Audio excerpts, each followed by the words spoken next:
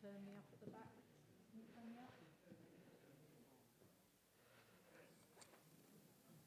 Otherwise, I'll have to project my voice. Right, okay. Good evening, ladies and gentlemen, and very nice to see you all. And thank you for coming along, because we've got a fantastic speaker tonight, but not the one you expected. And Desmet sends her apologies. She lives in London and she doesn't drive, and there's a rail strike. So she will be, she curated our next exhibition, which is called Seen Through Wood, which is about wood engraving, and is curated from the Ashmolean. It's a travelling exhibition from there. So she's going to come and do a gallery talk at some stage during that exhibition, so you haven't missed out on her totally. One or two other things. Current exhibitions, Denizen World and the paper cuts finish on the 18th of February, so you've got another couple of weeks to see those. There is a curator's talk about the paper cuts by Justina Pierce, who is Polish-Irish, can you believe? And she's going to be talking about how these paper cuts are made. And she'll be here on the 10th of February, which is next Friday, in the museum itself at 6 o'clock. It's a bookable, not just a turn up. So you can either book at the welcome desk or online for that talk. The Seen Through Wood we've talked about, which is following the current one. Our next talk here is on the 3rd of March, and it's by Linda Scott, who is the manager at Hurst Castle. And she's going to talk about a little bit about the history of the castle and what their recent disasters and repairs have been about. So that will be quite interesting, I think. And that leads me to introduce David Hill, who is very kindly talking to us tonight. He was due to talk later in the year. And he is the estate manager at Walhampton. And he has been a teacher there for over 40 years. So he's an expert on Walhampton and its history, knows a great deal about it.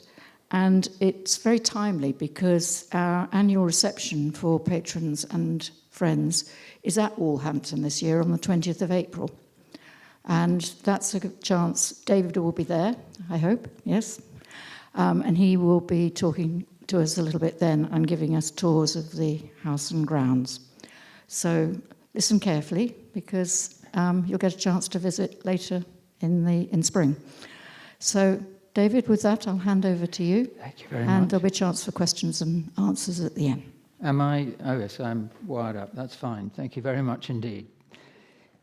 Well, good evening, everybody. Thank you very much for coming. I'm very surprised to see so many of you here, but delighted. This is a picture of Walhampton as it is today, and I'm going to try and give you a flavour of some of its history. I've just got to get myself used to what to do next. That's it. All right. Walhampton, first of all, I should say, for those who don't know, it is just about a mile away east across the river at a height of about 27 metres, 80 feet, something like that. And it's in a wonderful setting. And if you were to go in the front entrance, you would be greeted by that. I'll tell you more about the house as it is now later on. And then you would go up the drive, and if I can get the right button, you'd be greeted by that, which dates from about 1912. And then the next slide is the other front of the house. That's the south front. The first one was the north front. Sorry, wrong button. There we are. That's the north front, and that's the south front. And we've gone on one too many. And that is a rather splendid picture of the house looking towards the Isle of Wight. It is a beautiful place. It's a lovely setting, and it's a wonderful setting for a school. Why is it all there? Well, if we just move on, this is plan we have. This is in the school. This is a 1787 map of Walhampton Manor by Charles Lay, and that was done for the first Sir Harry. He wasn't Sir Harry, of course, when he succeeded to Walhampton. He succeeded to Walhampton in 1735, and he had this plan drawn up in 1787. Sadly, he died in 1791 and was succeeded by another Harry, his nephew. The Burrards were all a little bit confusing because they were either called Harry mainly, George, or Paul. And there were quite a lot of them because they owned Walhampton from 1668 until 1883. So there's quite a lot of sorting out. I'm not going to sort them all out this evening. But what you can see here is that it is a predominantly agricultural landscape. And that's really why Walhampton Manor was set up there.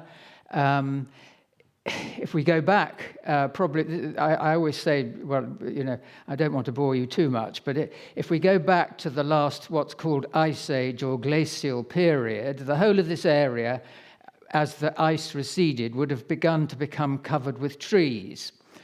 And eventually, that would be about 8,000 BC. And then in about 400 BC, settlers cleared trees for agricultural purposes, and what became the new forest was cleared and used for agriculture, but it didn't sustain agriculture as this area here does. And the reason for that is that the geology is slightly different from what became the new forest, because the Hedon beds and the Osborne beds with clay in them are not far from the surface under the ground. The trees, when they were there, brought up a lot of fertility. They were cleared, and there are fertile springs which arise from those clay beds. And you can see that we've still got that lake. That's Portmore Lake. The word Portmore is thought to derive from Port Mire, meaning the gate, and that was the gate into the forest. The forest would be over here, but this lake has water in it which has a pH usually measured at about 7.8, which is very high for this locality. And that the high pH is derived from the fertile, or the fertility, which is derived from the clays underneath. And Walhampton was fortunate in having a watercourse through it. The water comes in here and here, flows into another pond. Of course, these are all artificial, but there was originally a stream which ran through, and through this is now called Pike Lake, and then the water goes down and eventually comes out in the Elmer's Court garden and then goes into the Lymington River. So that's really why Walhampton sustained agriculture, not only after the settlers had cleared all the trees and actually grown things, not in a very scientific way, but used up the fertility. The fertility of the new forest area didn't really recover, whereas here, agriculture has probably been sustained for the past, I should think, I don't know, I'm just thinking about 5,000 years. I should think something like that. And when the Burrards came along, I ought to go back, of course, again, I don't want to bore you, but Walhampton is mentioned in the Domesday Book as supporting one smallholder, one serf, and one plough team. And it was owned by Roger of Shrewsbury at the time. That was 1086. It was eventually it was forfeited by his son, and then eventually Henry I gave Walhampton to the Earl of Devon, whose son Baldwin established the Christchurch Priory.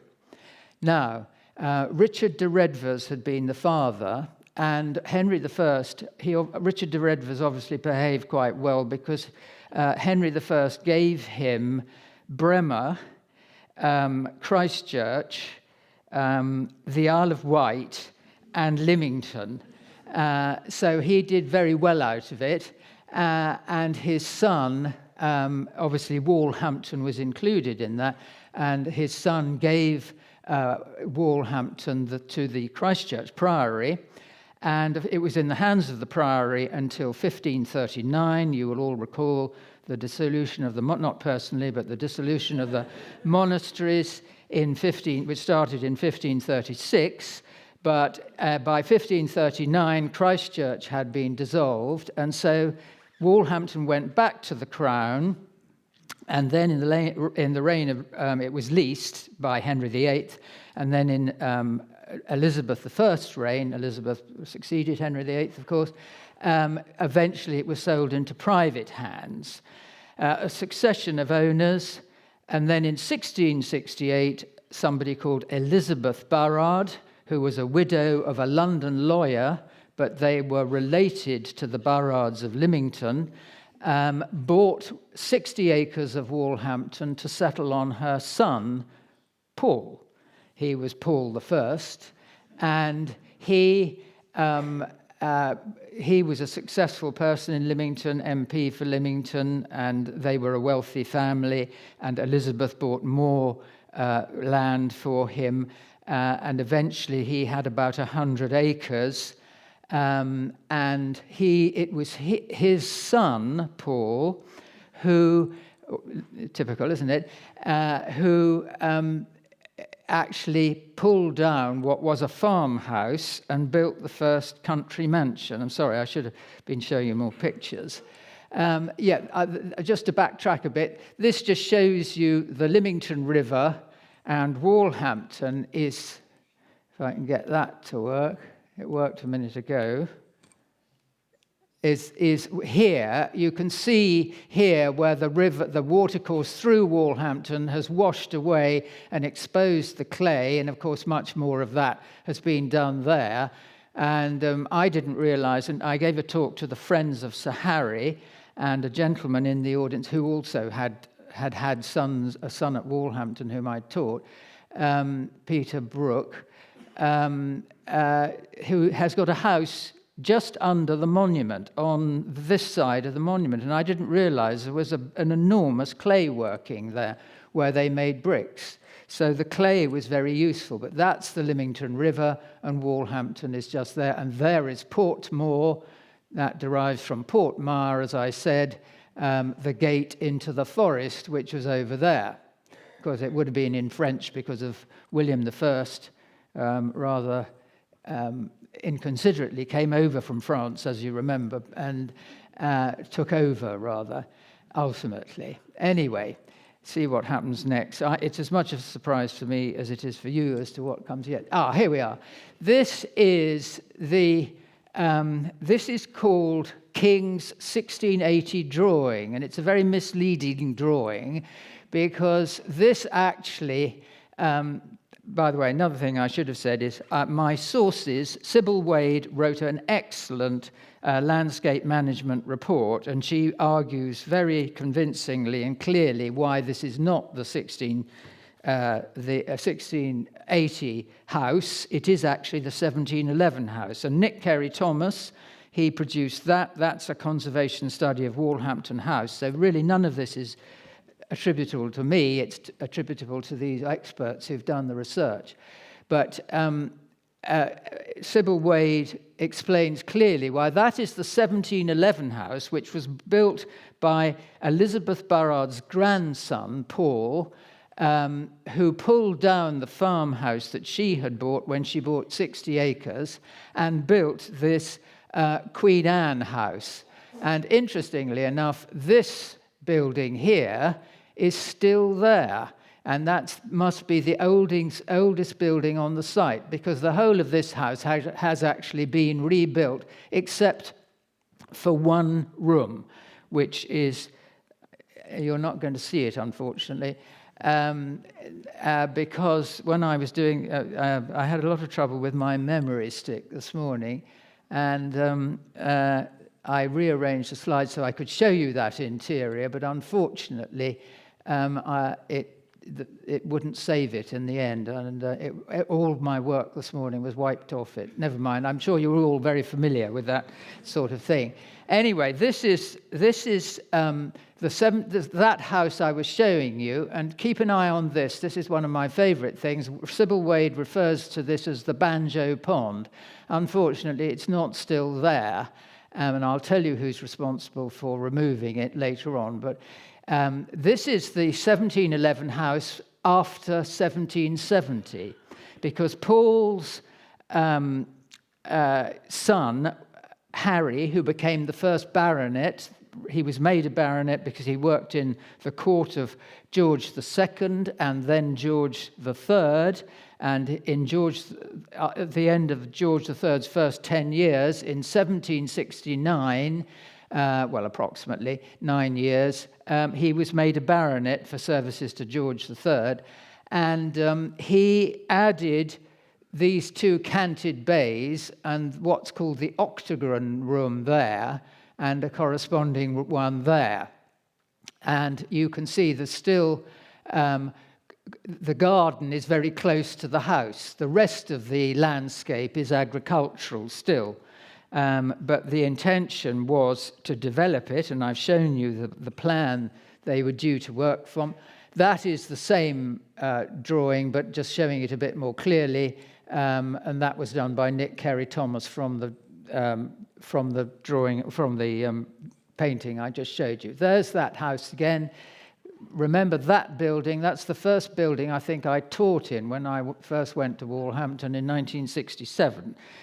You thought I was going to say 1711, but anyway, there we are. And there's a nice picture of the house having had the canted bays added on, and the only room that we think still has an 18th century interior is this one here. And if we go very quickly, and you sit here for a couple of hours, I will be able to show you pictures of that, but I'm not going to keep you here for a couple of hours, so don't worry about it. But that's the house of 1770, and that was the house which Sir Harry Burrard, that was after Sir Harry Burrard had added those in 1770, but remember he died in 1787, and then he was succeeded by another Harry, who became obviously then Sir Harry. And I'm just showing you this. This is very quick, but he became Admiral Sir Harry Neale eventually.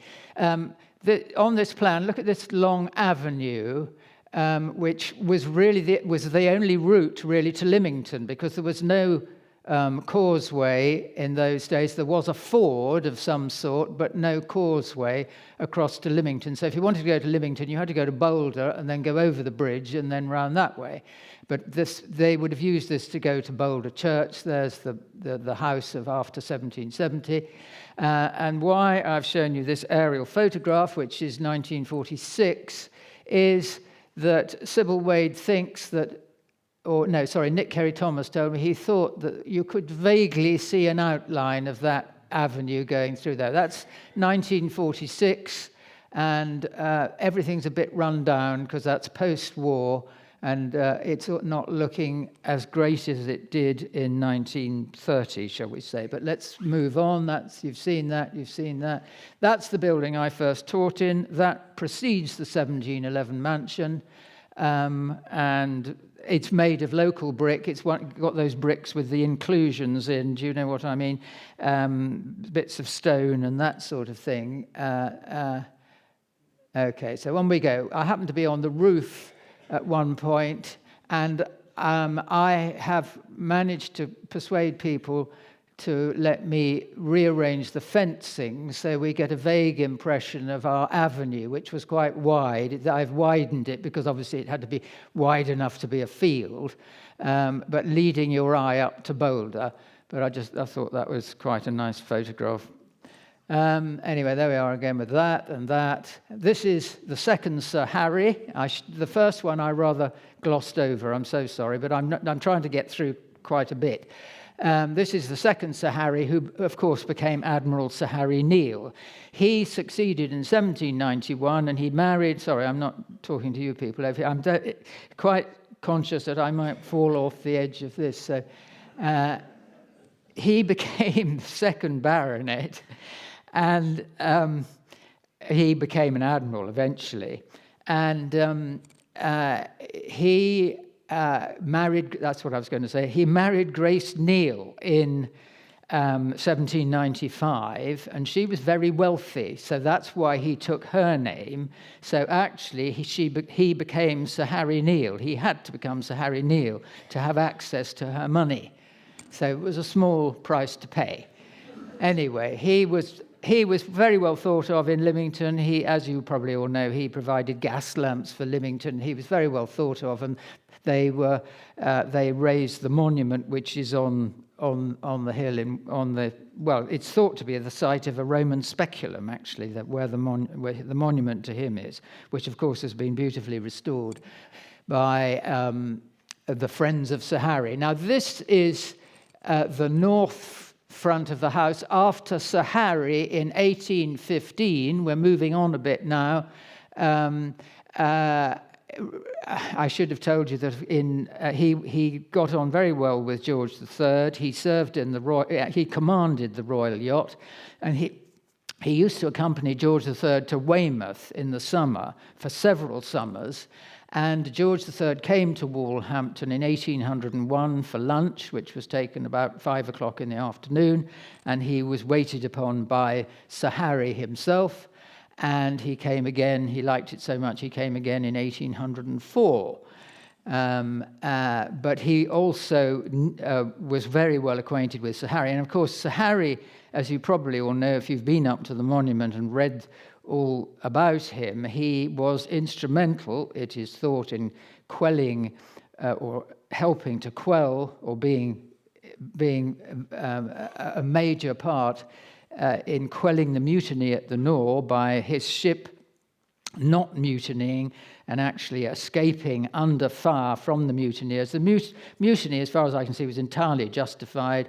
The plight of the sailors was appalling, and I think what happened actually did improve. There were improvements made in the way they were looked after as a result. But Sir Harry was well thought of. His ship escaped. That was the San Fiorenzo. So, yes, and because of the French Revolutionary Wars and the fact that England didn't have a very good army then, but the navy was vital to our defence, the king was very grateful to Sir Harry, because he might have gone the same way as the French king and queen. And there was revolutionary fever in the country. So he was very grateful to Sir Harry, and Sir Harry obviously attended him very, very well and kindly down in Weymouth, and while he was commanding the royal yacht. But at any rate, in 1815, moving on from that time, Sir Harry, already an admiral now, he was made a rear admiral in 1810. He added these pavilions. That's the 1711 house. He added these 2 pavilions. He extended the house to the east with a kitchen, new kitchen, and dining room. Oddly enough, the dining room was on the north side of the house, and the kitchen was on the south side, which you usually have that the other way round. But at any rate, that was that. Forgive me if I'm rushing. Anyway, there is there's a photograph of it. That was a print, of course, before, pre-1884. In other words, before the next owners after the boroughs added on an enormous wing to the east. We'll come to that. Those are the 2 pavilions, and there was a curved sweeping drive up to the house, and as I was just saying, that's the 1711 house in there, but it's had the canted bays added and the pavilions there. And there's the south side. Grace Neale was a great plantswoman, and Sir Harry, very generously, probably with her money, built this orangery, rather Gothic-looking orangery, which they probably used for oranges, but also in those days they thought the camellias weren't hardy enough to plant outside, so they probably would have gone in, and they would have been brought outside in tubs in the summer. You can see the two canted bays there, and that. We've never found many pictures of the eastern side of the house before it was altered, so we don't know an awful lot about that.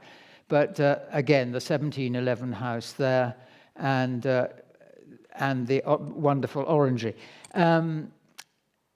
Yes, that's right. They also had a banana house at the other end, which became an orangery later on. Very quickly, this is the tithe map of 1841. There's the house. Those are outbuildings. And the grotto, or shell house, which is thought to have been built by Sir Harry's coxswain around 1815 again. If we're allowed enough time, I'll show you a picture of it. There's just a nice watercolour showing the orangery. There it is again. There's another one of the house showing the canted bays. Sorry if I'm going very quickly. This makes a point because early 18th century landscapes were rather formal. Features which are still with us today of those formal early 18th century features: a serpentine canal. This is the Portmore Pond. The water comes in here and here, comes through into what's called Rock Pond, and then into the top of the Serpentine Canal and down into Sandwalk Pond, which is now called Pike Lake, and you can see fish there. And fish there. Well, I can tell you that not many weeks ago, somebody caught a 30-pound carp in Portmore Pond. And of course, Portmore Pond is actually bigger than Sandwalk Pond, which is now, even on the Ordnance Survey map, called Pike Lake. There are pike in all of them, I think. But this also, you can see the additions Sir Harry made. This map is 1768. Sir Harry died in 1768, nonsense, 1868. Sir Harry died in 1840. And he was succeeded by his brother George, who didn't live much at Walhampton. He was succeeded by his brother George. His son George. Anyway, what this shows is a landscape which was a formal 18th century landscape being deformalized by the planting of trees and curved paths in a way to soften it. That's the mount, by the way, which we'll see pictures of later on. That is thought to have been built probably on, according to Sybil Wade, probably on a tumulus and added to with dredgings from when they built the Serpentine Canal. But I hope to be able to show you pictures of that if I can. That's quite a nice one. That's another watercolour. I think the museum owns that one. I'm not sure. They probably own all of these. I'm probably in terrible trouble. But I shall try and get out quickly. This is the Serpentine Canal, do you see? And this is from the north, looking down the Serpentine Canal to wood between it and Pike Lake or Sandwalk Pond. Wrong button. There we are. Back to that again. Okay, so here's the house again. This is 1868. You've got an orchard here. Lots of glass. Do you see? That's the top of that orangery. It's hatched is glass. And there's the house. And there's more glass here. There is the shell house built by the coxswain, or certainly partly by the coxswain, with that long walk that leads up to it. Okay, on we go. That's from the sale particulars of 1883. The Burrard family sold up in 1883. The last one, another Harry. I think it went Paul, Harry. That was Admiral Sir Harry, that one. George, and then Harry. So there you are. Anyway, there's a little bit of a glimpse of what the second Sir Harry added on, do you see? But the kitchen was there and the dining room was on the other side, which wasn't terribly sensible. But anyway, there you are. That's just a drawing from the sales particulars of 1883. Now, in 1883, a very rich man called John Postle Heseltine, he was a money broker from London, bought Walhampton. His house in London was 196 Queen's Gate. It had been designed by Richard Norman Shaw, who was the preeminent architect of the late 19th century in this country. And so who better to design your massive eastern extension in Queen Anne Revival style. This is the Queen Anne house here. And these are the canted bays which were added. They had to alter this canted bay in order to accommodate the addition of this. And there is the modified orangery with what looks like a roof garden. Presumably they'd taken the glass off the top. Still slated roofs, which I approve of. They've got a flat roof up there with that balustrade. Flat roofs are a nightmare. They're both flat roofs now. And that was why I was up on the roof when I took that photograph of the field. There's another one. This is the house really in transition. But I show this one because not only did John Postle Heseltine employ Norman Shaw, he also employed Harold Peto, who was a very famous landscape designer.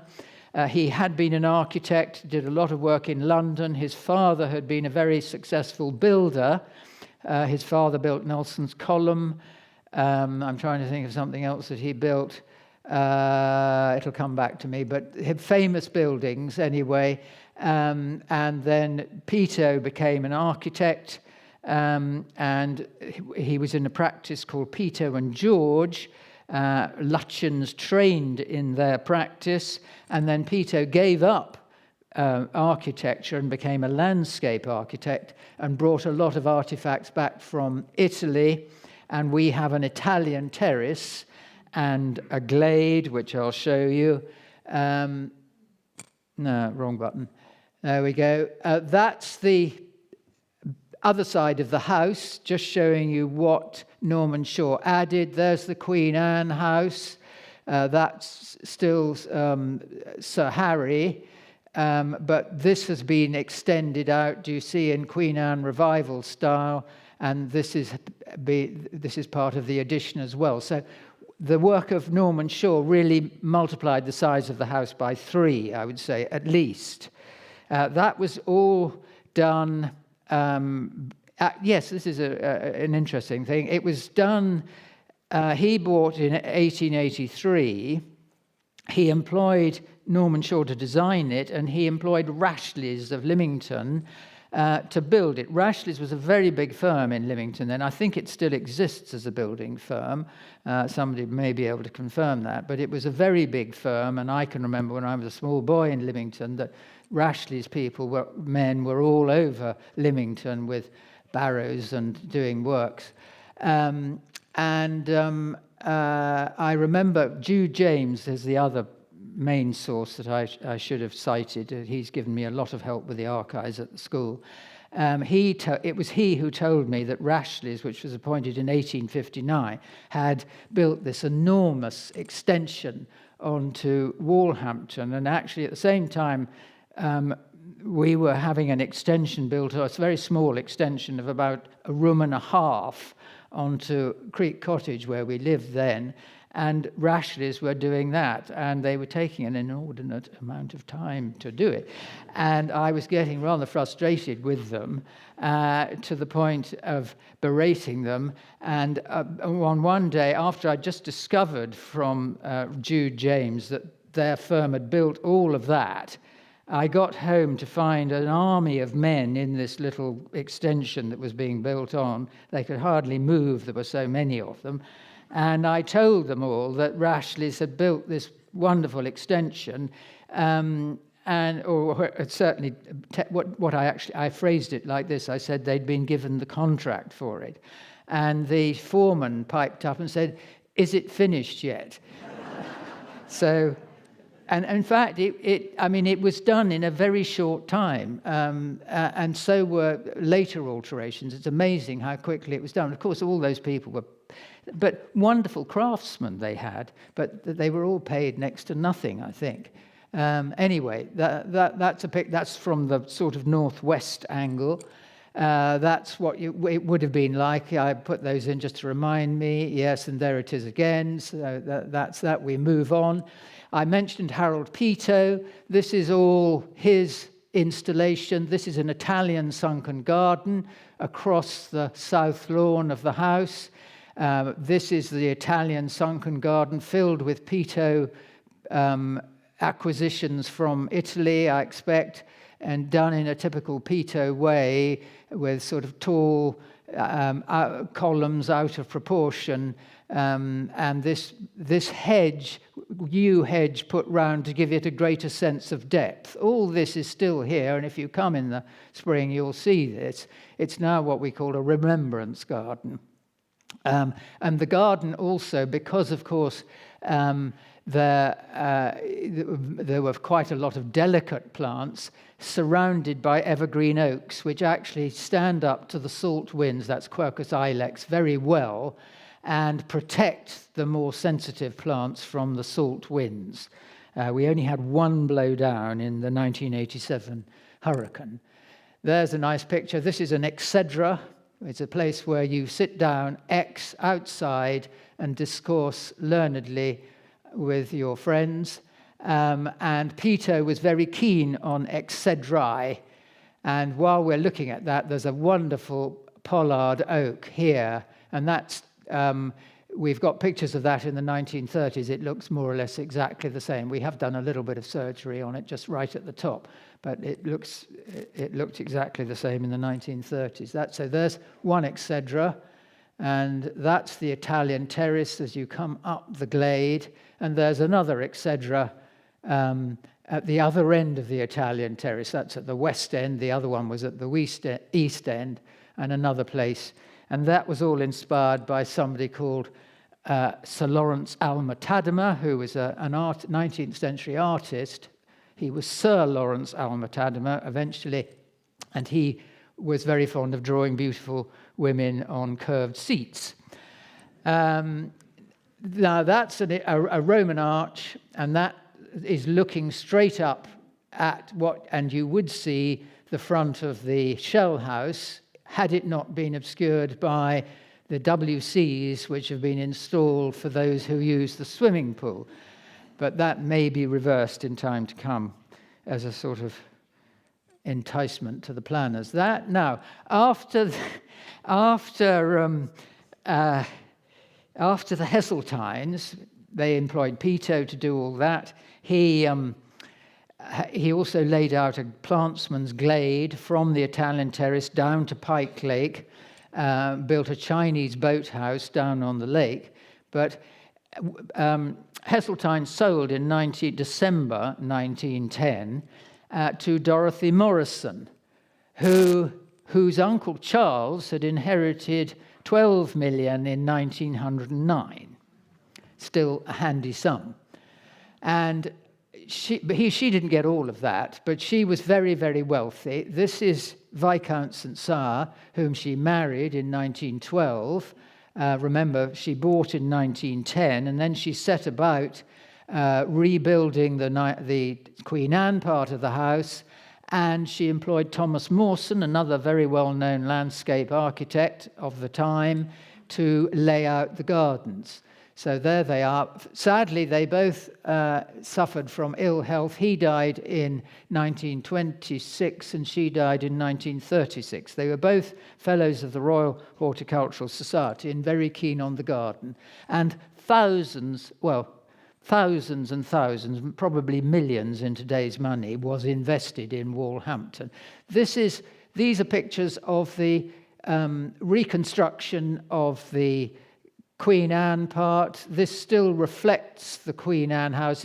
It isn't it. This elevation was brought out in this way towards the north by about 5 meters. and there is the Norman shore part, and this bit here, because this Serlian or Venetian window has really been sort of rather trapped and partly obscured by bringing this elevation out, is what Nick Carey-Thomas calls an architectural train crash. But the architect of this part, Edmund Fisher, was a very, very good architect, according to Nick. Sadly, he went to the First World War. He was actually considered too old, but he trained hard, and he was allowed to go. But then he got appendicitis, and then he was brought home as an invalid, and then he got peritonitis, and he died as a result of that. I'd always understood from the records that he was wounded in the war, but he wasn't. And he's buried in Brockenhurst Church. So he was a local person, but a very promising architect. And according to Nick Carey-Thomas, he did a very good job in satisfying Lady Viscountess St. Cyr, doing what she wanted and marrying it on to Norman Shaw's work. This I would describe as Neo-Georgian, George V's time, and this, of course, is Victorian, and that is Queen Anne Revival style. Queen Anne Revival, as you all know, was a sort of reaction to 19th century Gothic revival. And that's what you've got today. We've seen that before. Now you do know a bit more about the Italian sunken garden, and we're looking across the lawn there. And I've taught most of my time at Walhampton using a room there, and so I had a lovely view out of here. And when the heron came down to help itself to the goldfish in here, I was able in those days, you couldn't do it now, but to send one of the children all the way down the stairs and come out here and shoo it away, so that it didn't take any of the fish. But you wouldn't get away with that now. This really shows, this is the work of, not all of the work. There's that pollarded tree again. This just shows what Thomas Mawson laid out. This runs parallel with, this was called the Pleasance, and it runs parallel with Peto's Glade, which was an informal planting, and this is much more formal. The only thing left of this is that sundial. This turning circle is this, and this young lady is looking towards this. She's looking towards Pike Lake, and the Chinese boathouse, which was still there when Nick Carey-Thomas was at the school, 1949 to 1954. That Chinese boathouse was still there. In there, that was Peto who designed that and established that. There was a gas engine which pumped water all the way up to the house, not for use in the house, but to the water tower for use in the gardens and to keep the fountains going. And that was still there, apparently, when Nick Carey-Thomas was there. There again is a nice one looking up to the house with that oak tree and the sundial. And she hasn't moved much, has she? That's a nice one looking at the plinth. None of that is there now. But you can get a flavour of it if you walk down to that area. And if you come when I've suggested, oh yes, and the swans still nest there. This is in the time, that's taken in the time, this is all, that's in the time of Heseltine, that's in the time of Heseltine, so is this, and so is this. This is the Italian terrace, Peto's is sunken garden, Chinese boathouse. I didn't realise I'd got such a good one of that. Anyway, on we go. This is more Mawson, Roman colonnade round. This is called the garden court. That's not it, that's the front of the house. Garden court. That's the newly built house with creeper all over it. That would be sort of 1928, something like that, after the First World War, after Viscountess St. Cyr has done all her stuff. And that's quite an interesting thing, because that's the house that the Burrards left. This is it after Heseltine had made his addition. And there's the octagon room I told you about there. This is the room which we think is still 18th century. going on. Yes, this is a wonderful picture. This is about 1930, after Viscountess St Cyr and Viscount St Cyr have done all their work. Thomas Mawson has redesigned, reconfigured the drives. They're straight. That one doesn't exist, far too dangerous now, going out that way onto this very busy road now. But that was there when I first went to Walhampton, and the exit drive goes out that way. Here we are. Here's the house. There are the flat roofs. You see, all asphalt. This is the Richard Norman Shaw extension. This is Fisher's work. This is a room which replaced the Gothic-looking orangery, and this is a music room, which is now the school chapel. And there is the garden, the colonnade, designed by Thomas Mawson. And by the way, the executive architect on Edmund Fisher's work was Thomas Mawson's son, who was Edward Prentice Mawson. Here's the front lawn, that's Italian sunken garden, Italian terrace. This is our playing field now, but of course in 1930 the school hadn't started. This is an agricultural field, and this looks as though it's been cut for hay. This is Peato's Glade. This is where you would have all the most recent introductions that you could acquire planted, and there are magnolias here which you still don't see in everybody's garden. There's Magnolia campbellii somewhere here, which flowers beautifully. If you've got time, I'll show you the pictures of it. Flamingo pink in sort of late March. There's a Magnolia delevei down here, but this is the glade laid out about 1907. This is not Peto. This is Mawson's Pleasance, Mawson's Terrace, red brick terrace.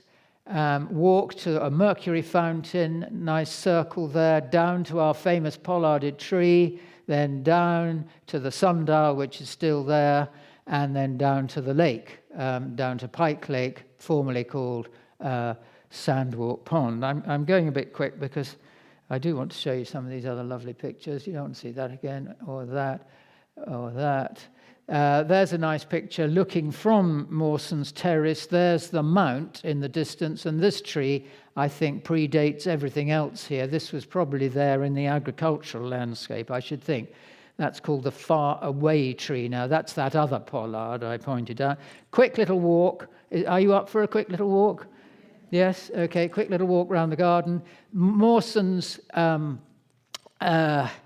long walk. You see, this is the end of the terrace. Nice straight line down to Rock Pond. All right, that's climbing apparatus. That's all disappeared now. We've got other climbing apparatus, but that was there for the children. Lovely tulip tree there. Right, down we go. There's the tulip tree again. That's the banana house, which became the orangery. And when I first went to Walhampton to work there, John Bradfield, who was the headmaster then, he was a bachelor then, he lived in there and slept on the floor because he'd given up all the other accommodation to other staff. Wonderful Quercus ilex there, evergreen oak. Down the long walk, oh no, another one of the orange. You can see high windows to let the light in to the oranges, formerly the bananas, of course. And on we go, nice yew. That's quite old, probably planted, a selected one. It's one with a nice round bowl. A lot of forest yews are very fluted, but the planted ones, we think, are the ones with the nice round bowls because they were brought from another area, so they've got a different genetic origin, if you see what I mean. These are Robinias growing off they're suckers growing off a stump of a tree which had to be felled. The long walk goes down, a plane, another pollard, and down we go. I just showed that. That's a very good example of Rigidoporus almaria. That is a fungus which used to attack elms, but there aren't many elms about now, so it's attacking this enormous plane tree. But it's got a bit to do before it gets it down, as you can see. It's very well established. This is walking down towards Rock Pond. This is a California coast redwood. Sequoia sempervirens, looking up to the water tower. I told you about the gas engine down at Pike Lake, pumping water up to the water tower. The first tank, this has been built in 2 stages, but when Pito did his work, the first tank was there, and that provided a head for the fountains and the gardens. I won't talk about that now. I want to show you more pictures. This is Rock Pond. All these look as though they were achieved at night, I'm afraid, but I think it's something to do with the projection. I'm not sure. I mustn't say that too loudly, but I think it is. They look better on the computer. I'm sure the chap up at the other end's having a lovely time. This is the top of the, or at least I hope you are. This is the top. He's probably aching for me to finish. This is the top of the Serpentine Canal, and it will go down there. Lovely primroses there. It's a bit overgrown now, I'm afraid. And these are American skunk cabbage here. They're insectivorous plants, and they smell appalling, but they're very beautiful at this time in the spring. You get an impression of that canal. And there is that sundial, which is the only vestige of the Pleasance, Mawson's Pleasance, which I told you about before. That's quite a nice picture. Oh, we'll just go back for the skunk cabbage. It looks rather good. This is a stream which is an overflow from Portmore Pond into the top of the Serpentine Canal. Is this all making sense? Do you understand where I am now?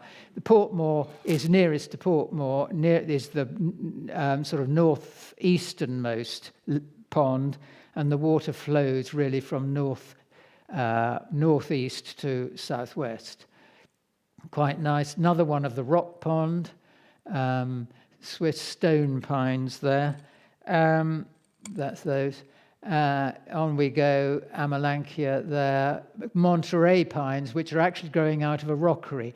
The rockery, I think, is also Pito. This is a lovely Hinoki cypress, and it has a Japanese flavor, this rockery, but I think these Monterey pines were planted in the rockery, probably with the view to them being disciplined eventually. But of course, Heseltine sold up, and they probably became forgotten for some reason. This is Portmore Pond. Nice view of it. Canada geese there. Bit of a nuisance, but they enjoy themselves there. They harass the swans, unfortunately, when they're nesting, and they're rather vicious sometimes. There's another one that's been turned into a better jetty since I took that picture for the children. They go kayaking there. That's another one looking at Rock Pond. I'm working my way round. You see, this is what I'm trying to do. I put that map in to actually show you my route, but I'm conscious of the fact that I'm going on a bit. This is the mount. It's got a nice spiral path up it. You had mounts were popular in the Middle Ages, but also again in the early 18th century. And this is called a prospect mount. You would have come along here in your carriage on a Sunday afternoon or whatever after lunch, and then you take your guests up here to show them your wonderful garden, because you, in those days, have had a view of the Sandwalk Pond, the Portmore Pond, and it's still a fine feature, but it's quite a thing to look after, and it's not looking as tidy as that now, I can tell you. But that's an interesting picture. This lime, this is a common lime. It's a hybrid between large-leaved and small-leaved lime.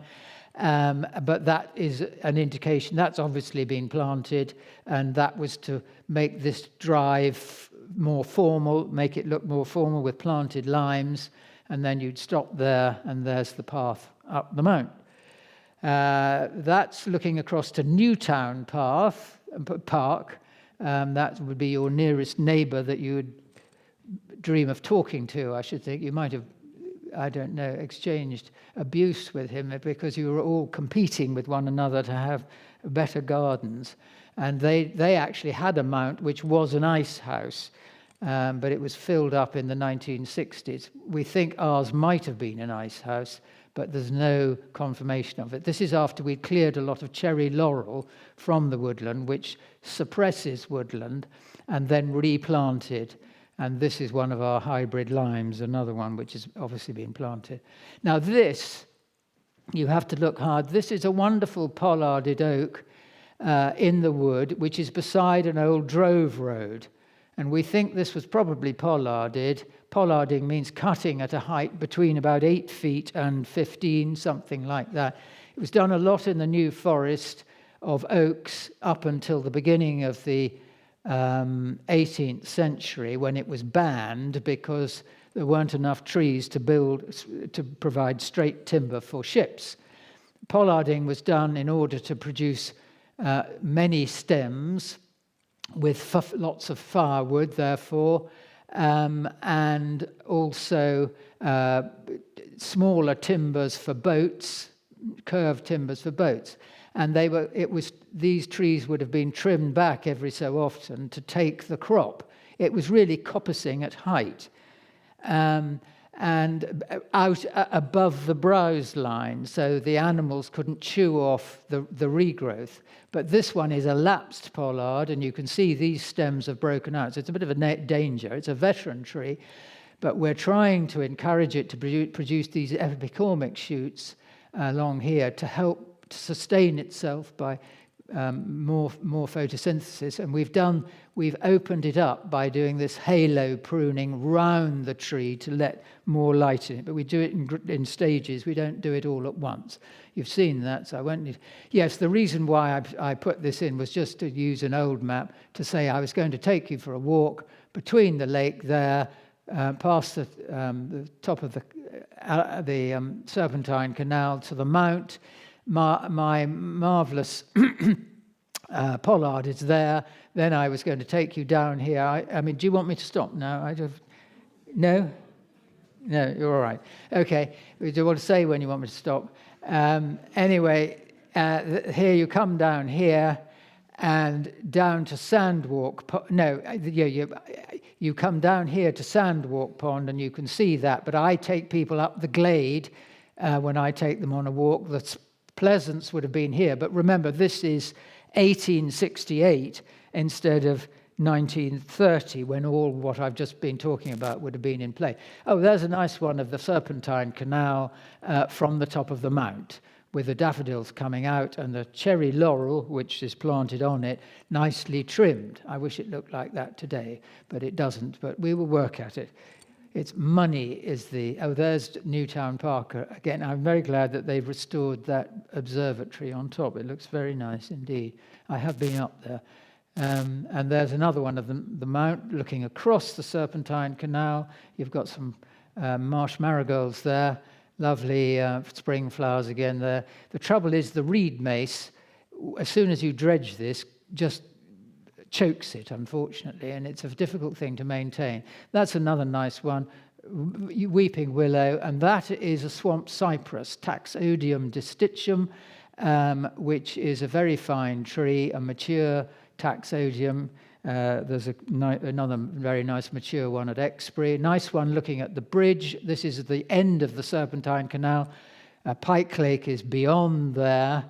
And I'm going to take you down. Oh, yes, this, for plant lovers, as you all are, I'm sure, this is something which we discovered when we had a survey done of all the plant. But this is the flowering rush, Butomus umbellata.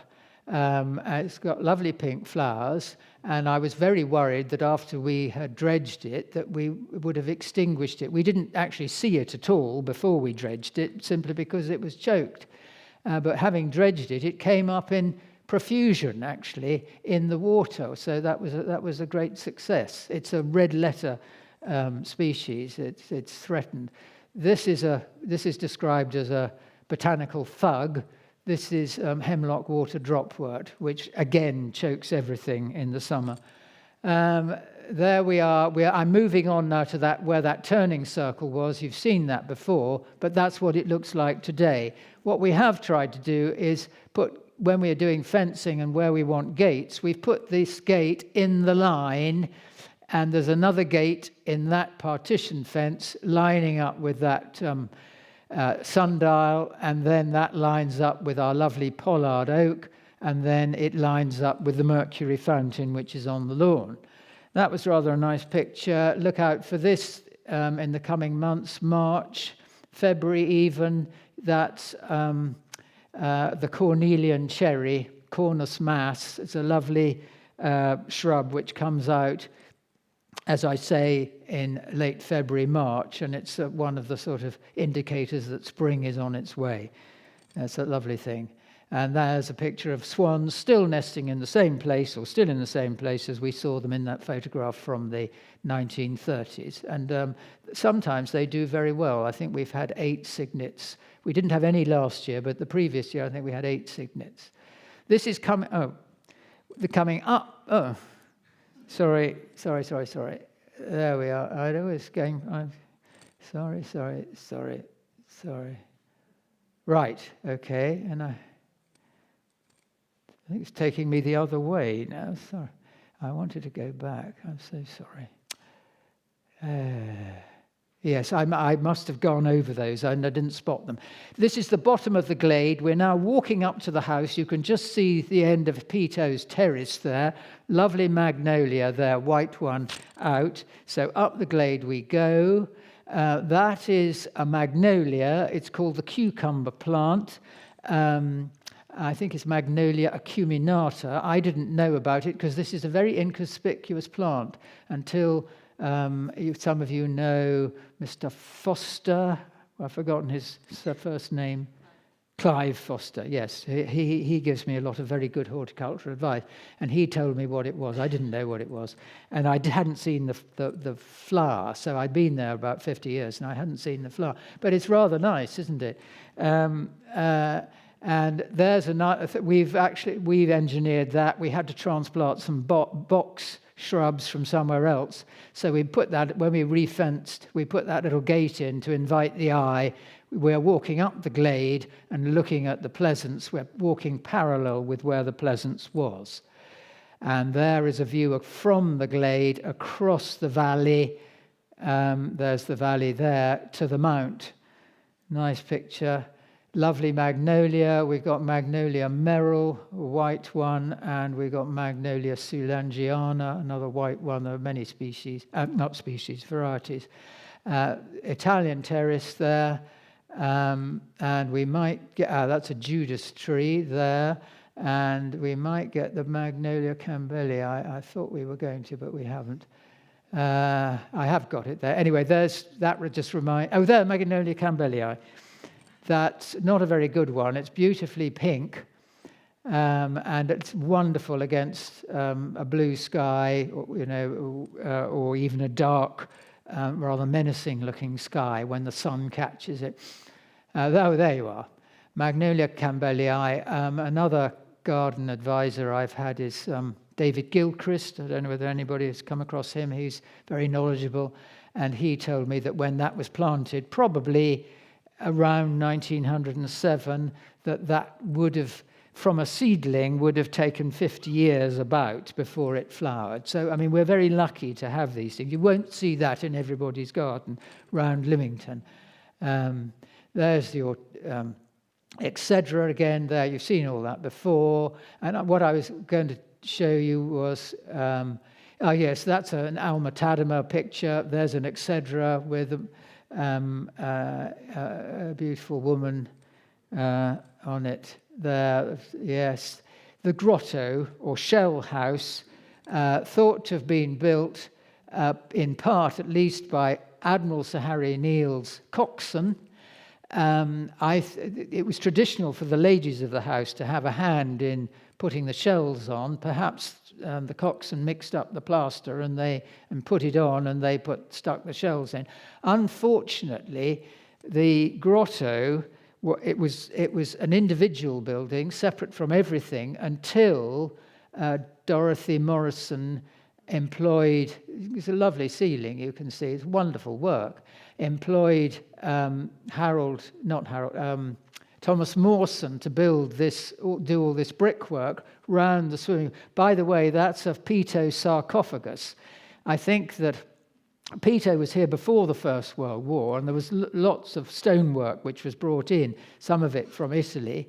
And this sarcophagus, I think, which is a genuine one, I think was, Peter just saw it and liked it and brought it and had a use for it in mind, but never used it. And so it was used after the First World War to the design of Thomas. I think this was just before the First World War. I beg your pardon. This was about 1914. The rainwater heads in this area of the house have got 1914 on them. There's the entrance to the grotto in 1890, and there's the view from the grotto in 1890. But when all this was built, the front of the grotto was attached to it, but the back of it, all the rest of it wasn't. And unfortunately, the rest has been sinking away, and there are a lot of cracks appearing in the masonry as a result. That's quite interesting. If you were able to see it, that has got 1711 on it. It's got PB 1711. So that rainwater head, this is actually on what's our chapel now, and was Viscountess St. Czar's music room. But that is a rainwater pipe made of lead, very durable, originally used on the 1711 house, reclaimed after the rebuild, and we've got a lot of 18th century rainwater goods. There's the 1711 house. I obviously put that on just to remind me of why I put the other one on. And there is Sir Harry Burrough, the first baronet of Walhampton, 1707 to 1791, and he was the first baronet and built the canted base. We've done that, we've done that, and we've done that, and we've done that, and we've done that, and we've done that, and we've done that. And one thing, I think you probably would have had enough now. I haven't, but I mean, if you want to ask questions, that's absolutely fine. One question I had, I gave a talk to I won't say which society, anyway, somebody in the audience at the end said, how many bedrooms were there in the house when it was completed? And of course, I know after Thomas Mawson Richard Norman Shaw had done his work, and of course I hadn't a clue, and I'd taken our technical chap, our IT technician, who very kindly came along to make sure everything worked, and he'd obviously had enough, and I said, but I really haven't a clue. And then I thought to myself afterwards, well, I could have said that actually when the house was like that, there were no WCs in it at all. But after Thomas Mawson's work, there were 5, including one. This was the billiard room, and there's one there, which was put in presumably for the use by the gentlemen when they were drinking their port after dinner, playing billiards. And this room still has a raised platform along there. But so this is a great advance in social history with the introduction of the WC. Anyway. Is that enough, or you can have as much as you like. I don't. It doesn't make any difference to me. But I'm now going inside the house. But I think they probably had enough because we've been going over an hour. David, thank you very much. That was lively, interesting, and amazingly informative. Thank you. Good. I'm sure people have questions. If you put your hand up, and please wait for Simon to bring you a microphone.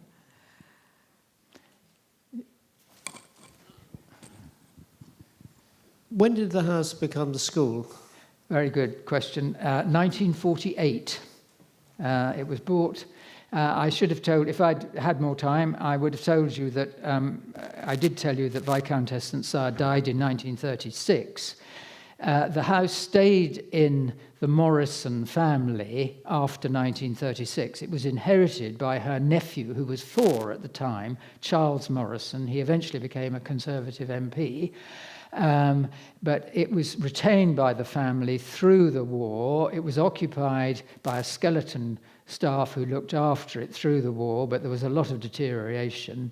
The American Air Force, it was requisitioned for their purposes. It was called a flak shack from February 1944 until May 1945, and they enjoyed it. Some of them have come back, or they're children have come back and told us about it. It was then really empty, but still in the hands of the Morrisons, ownership, until 1948, when Audrey Brewer bought it as a school, and the mortgage for it was provided by the Morrison family. Long answer, I'm sorry, 1948. I just wanted to know if you know what happened to these statues in the Italian garden. Did they just sold? Or? All I know is that it was stolen, I'm afraid. And we've also had the Mercury. It was stolen, I'm afraid, and we don't know who stole. I mean, if we did, we probably would have done something about it. But and the Mercury one on the, in the round pond with the fountain in the middle, that's been stolen twice. Yeah. Well, we had to buy another one. We've bought two new ones. We're on our second one, and this one has been bolted down extra hard. The first one was on a sort of spigot, and the leg that Mercury was standing on was sort of almost on tiptoe, but it had a spigot, and whoever took it wrenched it off. We could see that, and probably damaged the bronze statue. So if you see a bronze statue with a curved foot, anyway. Yes, sir. You had a number of showings on the things called pleasances. Of Things called pleasances. yes. Except they were spelt as A-U-N-C-E. Is that a different version of pleasance, or How are they spelt? Did you? A-U-N-C-E? Yes, that's right. Yeah. Well, I thought pleasance would normally be spelled A-N-C-E, but it had an extra U in it. I just wondered if there was a different meaning of the word. I don't know the answer to that, I'm afraid. I mean, I've always known it as the Pleasance. I honestly don't know. I mean, it is a term used in garden design. It's probably of French origin, I would guess. Anyway. Any other questions? No, Mrs. Chitty, you were going to ask me some difficult questions, you told me. You probably already asked, right? Is it true that there's a time capsule in the top of the mount? There was. Somebody dug it up, I'm afraid, but you're quite right. There was, yes. Yes, that's right. Rather sadly, somebody dug it up. You're quite right. Yes. Yeah. Yeah. Anything else? No? Okay. Well, thank you so much, it's a pleasure. David. Absolute We're very pleasure. grateful, Yeah. and we look forward to coming to see you on the 20th Yes, of well, I April. look forward to your coming to see me. I'll come see you before. Yeah, But okay. Thank you very much. Yeah.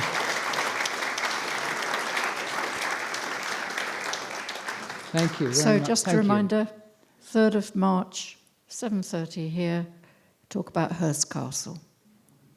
And have a safe trip home. Thank you.